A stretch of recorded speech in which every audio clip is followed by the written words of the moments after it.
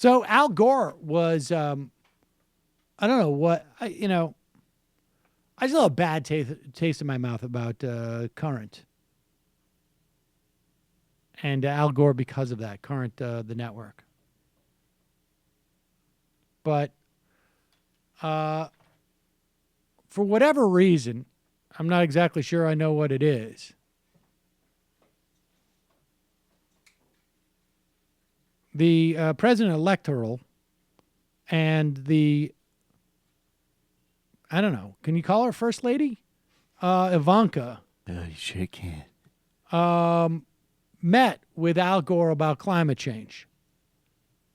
I wonder if they're just like, let's just see who we could get to come here. And that could be part of it. Here's Chris Hayes asking him. I mean, without sort of betraying confidences from your meeting, I mean, you met with two people today. You met with Donald Trump and you met with Ivanka, and there have been some ideas floated that she would be a climate czar, or et cetera. She and her husband obviously have contributed a lot to Democrats in the past financially. Did you get a sense from her where she is on the kind of basic consensus view on climate? Well, again, forgive me for protecting the confidence of the conversations, but it's no secret that Ivanka Trump is very committed to having a climate policy that makes sense for our country and for our world.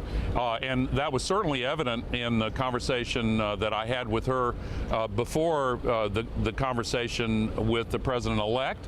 And I appreciate the fact that she is very concerned about this. And I very much appreciate the opportunity I had to have a meaningful and productive conversation with the president-elect. You know, here's the thing, and I am of two minds of this. One is everybody knows. And maybe Ivanka does care about climate change. That's her one thing. Can't blame her for the dad that she has. I don't know that she's a bad person. I don't care.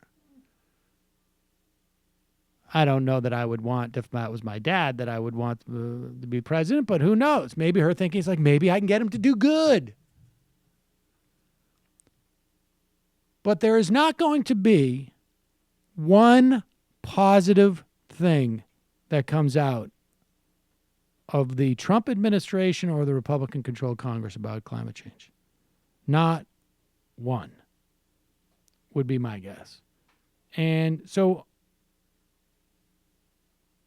if I'm Al Gore, I'm thinking, do I go and give them the ability to say, like, look, they're keeping an open mind about this,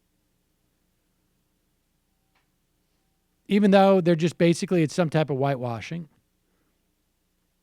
And then on the other hand, is like, if I'm Al Gore, do I say, like, if there's a 1 in a million chance that I can say something that will reinforce Ivanka and she can maybe get Donald to do one thing, you know, like change out a light bulb in the White House or whatever, is it worth it?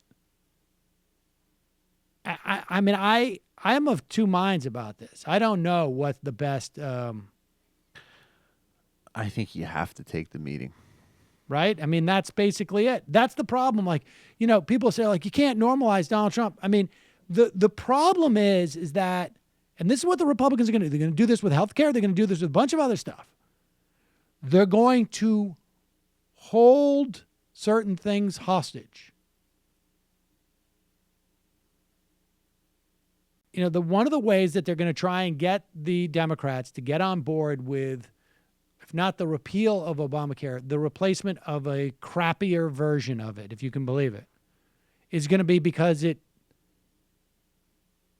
you know, the big thing that they used to say, like, don't say no to half a sandwich. Well, but now it's going to be don't say no to, you know, the crust. Right. But those are like the next steps, right? Like, I mean, I don't know what the right analogy would be, but if he took a meeting with some random advocate of single-payer health care right like now and said, hey, come meet with me and Ivanka and talk about a smart, rational healthcare system, you should take the meeting, is distinct from 6 months from now, We're Right. proposing something that's actually truly horrible, and you're going to do a public greenwash of it. Right. That's unacceptable. Yeah. But in this context, he's got to go. Hey, it's Sam Seder. Why don't you subscribe to this channel? You can do so right over here. Over. Subscribe.